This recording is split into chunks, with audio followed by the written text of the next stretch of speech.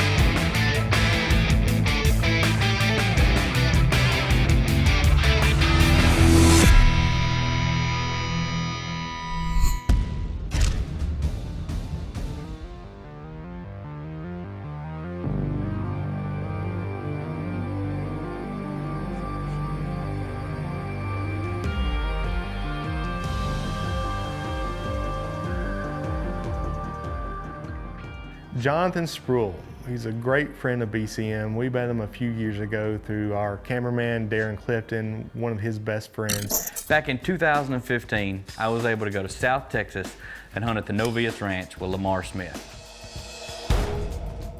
I was able to take a monster whitetail, the largest deer of my life. When Lamar and I worked out a deal with the Johnson Ranch, we absolutely knew that we wanted to have Jonathan come with us, and I had the perfect buck in mind for him. I was hunting for a deer we call double brow, and I saw this Big Ten come out with short G4s.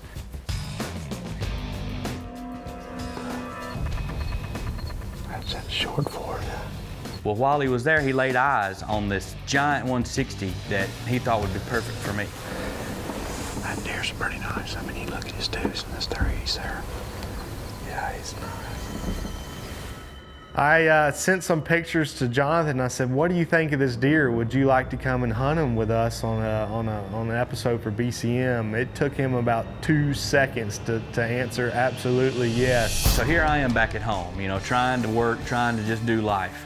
Every time my phone would go off, it'd be a picture from Seth or Lamar of this massive, short 4, huge mainframe 10-point that they had spotted at the Johnson Ranch. I knew he was an old enough, very mature deer. We had all kinds of pictures of him. Rodney had sent me some, we had found some, and you know, we had talked about this is definitely the deer to take.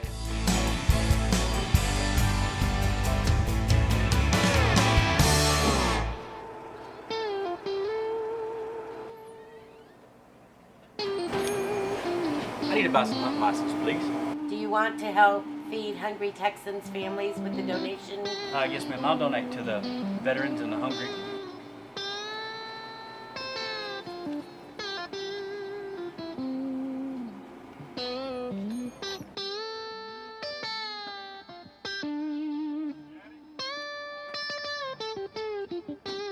You know, when I was hunting double brow, I saw this deer twice. You know, he came out the first morning and just put on a show, and then he came out that afternoon again and was on the pile of Big and J the entire time. This deer was patterned to a pretty specific area through trail camera photos, and we had him coming to the Big and J. So we felt like our very best opportunity was going to be that first morning out. My adventures in Texas are about to continue.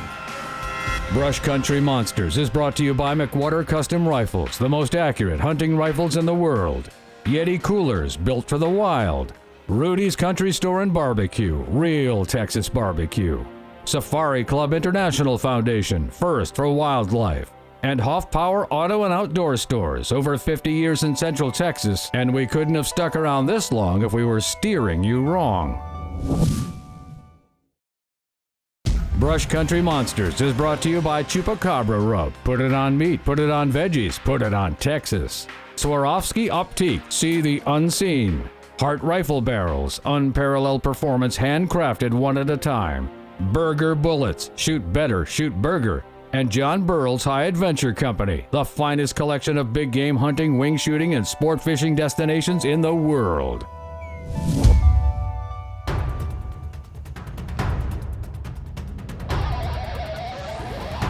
So the first morning of Jonathan's hunt rolled around, we go and get in the blind.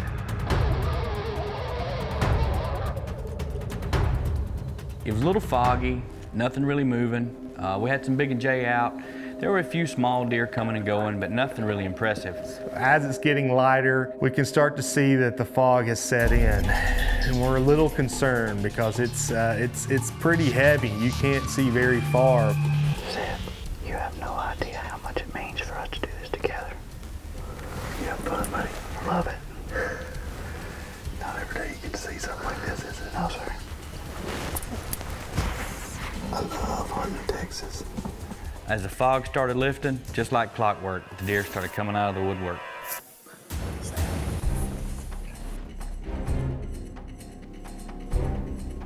You know, it didn't take long. We start seeing, you know, antlers and animals, and everything was filtering through the fog. It was a very beautiful morning with all those big bucks making their way around through the fog, coming to that pile of Big and J. Well, as the fog lifted and the deer started moving, we had this nice, beautiful mainframe 8 come out. He had a kicker off of his G2, you know, kind of a hook come out. Beautiful deer, extremely tempted to get after this guy. It'd be so easy to just hold on. So I turned over and I looked at Seth. I said, you know, what do you think? What about him? That's not your buck, buddy. Let's hold on, because the one you're after is even better than that one. We're sitting there, we're watching some more deer, and I can see through the oaks and I can see up in the distance, and well, sure enough, I could see through the fog, I could see through there, and I could see a body of a deer walk out. What's that coming in from? Right there. I could see through the Swarovski binos, and I could tell it was his buck, those undescribable G2s and G3s. I knew it was him. I said, Jonathan, that's your deer. You see that? That's your buck right there. You see it come from the right. Get ready. My heart was going crazy. Immediately, kill mode set in. He's coming to the left. So we were set up trying to get a shot on this guy. He's right there on the Big and J. Yeah. He's got his nose right in it. Yeah, he does. That morning when we set it out, I guess we had put it a little bit too far to the left. But there was this big stump between me and the deer. Well, when I could see the deer, Seth couldn't. When Seth could see him, I couldn't. And on top of that, there was this giant buck right in front of him. No shot. He was in the way the entire time. All right, there he turns. Stop right there. For just a split second, we thought we were going to be able to get a shot on him. He raised his head, looked, and must have seen another deer or something. So he's walking, he's moving, he's getting on, and I said to Jonathan, we're gonna have to stop him. Ready, Jonathan?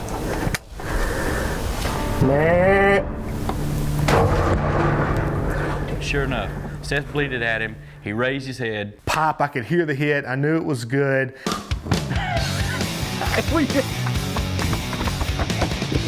it.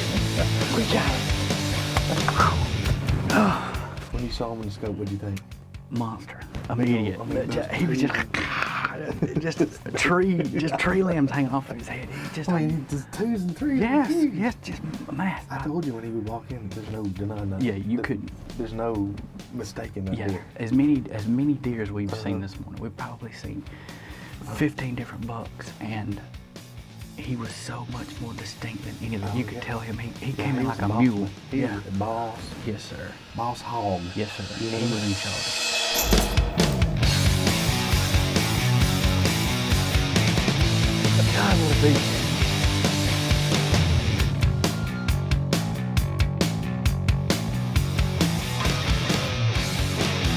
Man, it happened. You know, we just waited him out. Yeah. You know, it was a rough morning. Fog came in, and we didn't think it was going to happen. But Look Wow. at the beams comes around. Big yep, old tall dude. tall 2s on him. Yep, he's What do you think? he's a beast. He He is a boss. What a buck, I'm telling you. Man, Real pretty Central Yep. Texas deer here on the Johnson Ranch. You know, we had so many pictures of him. Big and Jay, we just, you know, we've been putting it out for a couple of months now. Lots of pictures of this deer back in velvet. We knew he was old. You know, I have to talk to Rodney about exactly how old he is. He's probably 6+, but he was definitely the boss hog around here. And when he came out, there was no denying it. Jonathan, your biggest buck, huh? biggest buck ever. Seth, thank you. Thank you for guiding me, man. Wouldn't have had it any other way. Brush Country Monsters is brought to you by Big and J Long Range Attractants. The aroma is super strong. The range is super long. Borden Accuracy, makers of the Rimrock, Alpine, and Timberline custom actions. The G7 BR2 Ballistic Rangefinder, built for the first shot. Swagger, the bipod with moves. Revolution Safe Company, inspired by Pendleton. Rotating gun management made simple. And New Breed Archery. No hype, just hunt.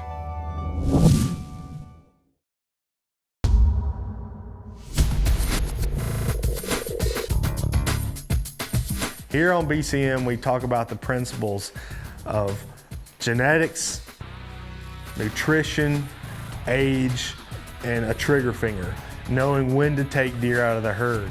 There was this deer that had a really funky rack on him. He had some mass, but he had, you know, so we don't know if he had been injured or what, or if it was just poor genetics, but it was a deer that definitely needed to be removed from the herd.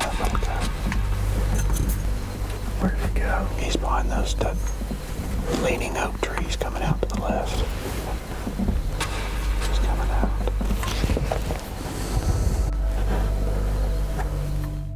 Dead cedar stump back there's about 175.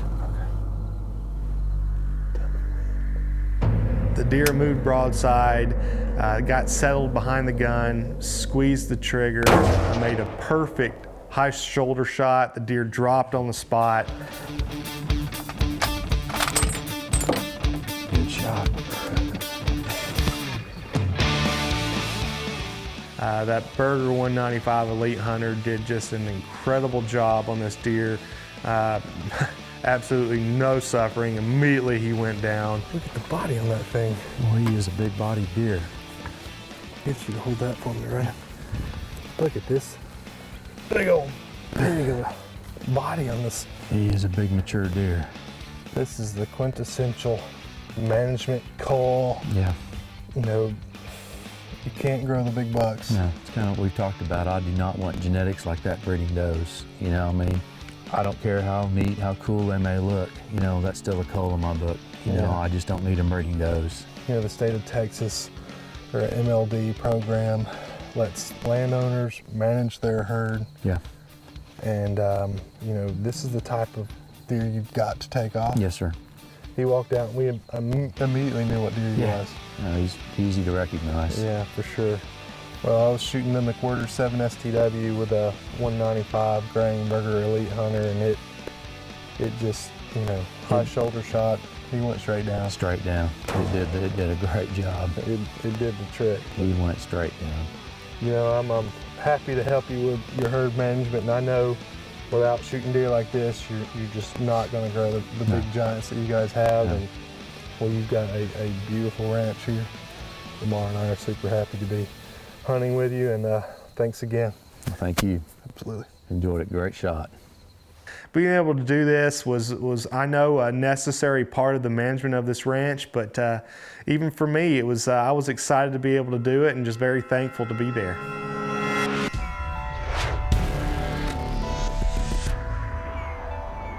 Today we're going to continue our series on the elements of a custom rifle, and we're going to discuss optics. We've been a dealer for many different optics manufacturers over the years, and we still are, but our favorite is Swarovski. The BCM team loves these. The variety of scopes that they offer, the edge-to-edge clarity, the low light gathering capabilities, and the customer service make these scopes our scope of choice. We've used these this whole past season, and they've never failed us. From the Z5 1-inch and the Z3 1-inch to the Z6 30mm, now the Z8 30mm, with their highest light gathering capabilities that they've ever had, and their new long-range scope, the X5, which is probably the finest long-range hunter. With our 7 STW, our favorite, that ballistic profile, this scope will get you out to beyond 1,400 yards. In a 30mm tube, that's hard to beat. These scopes are light, they're very ergonomically designed, and they look good on our rifles, and they balance everything well. They're not 30 or 40 ounces like some of these long-range target scopes. The clicks are positive, they go where they're supposed to, they come back. The ballistic turret scopes are our favorites. When we do a rifle, we'll develop a ballistic profile. We get custom yardage turrets done for them. We test them all to 600 yards. When you see a Swarovski on one of our rifles, you know you have the finest shooting system available. So join us next week as we continue our series, and we'll be talking about load development. And that's our on-target tip of the week, brought to you by McWhorter Custom Rifles.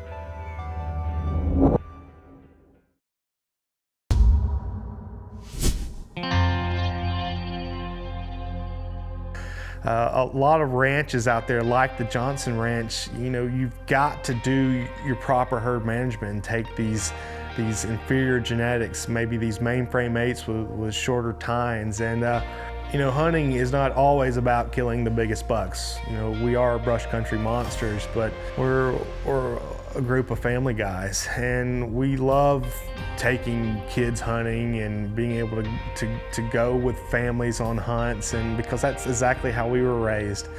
And when Rodney asked me if we'd be interested in filming him and his daughter hunt, we jumped at the opportunity. We thought it'd be a great chance. A ranch like the Johnson Ranch can't be what it is without proper herd management. Well, Kendall, it's the opening weekend of deer season. We're here at home here in the hill country in Texas, and we've got the rut started up here, and these deer are really running around. There's no telling what we might see here today, but we've got some Big and J out there, and these deer have really been hitting that Big and J. Maybe we can slow one down long enough to get a good shot. You ready to do this? Yeah, I'm excited. I am too. Hopefully we can get us a good deer this afternoon. All we can do is hunt though, right? Yeah. This ought to be fun. Look at that deer there. He's on the Big and J. Look at him.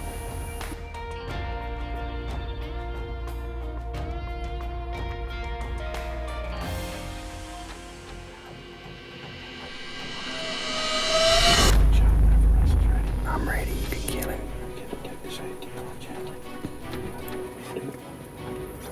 Watch your finger. Take your finger off. There you go.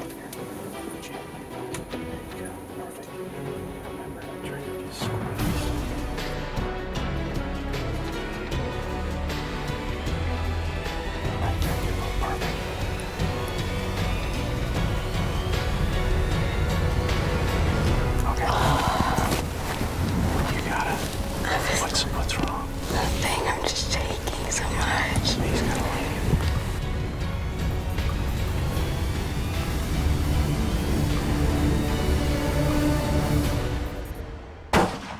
Great shot, kid. Great shot. Good job. Great shot.